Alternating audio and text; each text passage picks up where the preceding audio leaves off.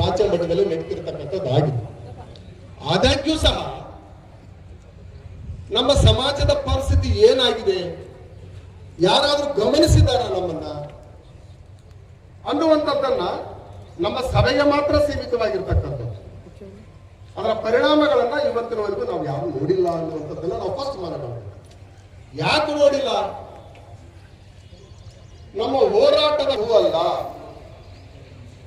ನಮ್ಮ ಪರವಾಗಿರ್ತಕ್ಕಂಥ ಆಲೋಚನೆ ಇಲ್ಲದಾಗ ನಾವು ಸಿಡಿದು ಹೇಳ್ತೀವಿ ಅನ್ನುವಂಥದ್ದನ್ನ ನಾವು ತೋರಿಸ್ಕೊಡ್ಬೇಕಾಗಿದೆ. ನಾವು ಯಾರ ವಿರುದ್ಧವೂ ಮಾತಾಡುವಂಥದ್ದು, ನಾವು ಯಾರ ವಿರುದ್ಧವೂ ಇಲ್ಲ.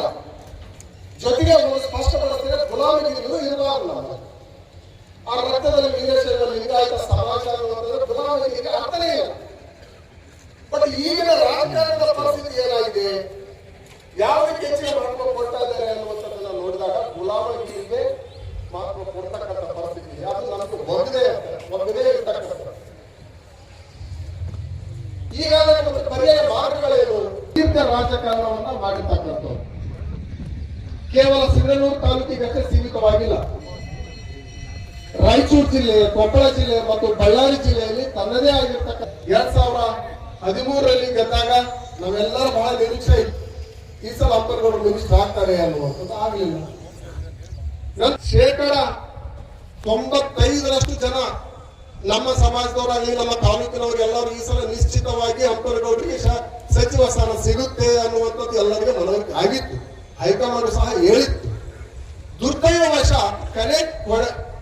ಕಡೆ ಕ್ಷಣದಲ್ಲಿ ಏನಾಯ್ತೋ ಏನೋ ಗೊತ್ತಿಲ್ಲ, ಮತ್ತೆ ಎಲ್ಲಿಯ ತನಕ ಇದನ್ನು ನೋಡ್ಕೊಂತಿರೋದು ಅನ್ನುವಂಥದ್ದನ್ನ ನಾವು ಫಸ್ಟ್ ಆಲೋಚನೆ ಮಾಡಬೇಕಾಗಿರ್ತಕ್ಕಂಥ ವಿಷಯ. ನೋಡ್ರಿ, ಈ ನಮ್ಮ ಸಮಾಜದವರಂತೆ ನಾವು ಕೇಳಿಲ್ಲ.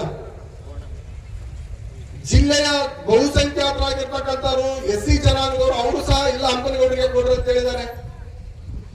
ನಾಯಕ ಸಮುದಾಯದವರು ಹಂಪನಗೌಡರಿಗೆ ಕೊಡ ಅಂತ ಹೇಳಿದ್ದಾರೆ.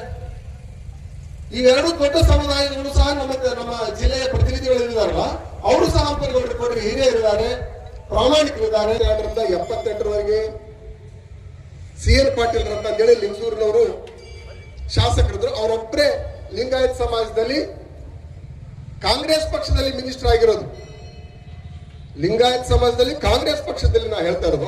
ಅವರೊಬ್ಬರನ್ನ ಬಿಟ್ಟರೆ ಇವತ್ತಿನವರೆಗೆ ಯಾರ್ಯಾರು ಮಿನಿಸ್ಟರ್ ಕೊಟ್ಟಿಲ್ಲ. ಅಂದ್ರೆ ಕಡೆಗಡೆನೆ ಮಾಡ್ತಾ ಇದೆ ಅನ್ನುವಂಥದ್ದನ್ನ ನಾವು ಮನವರಿಕೆ ಮಾಡ್ಕೊಳ್ಬೇಕು.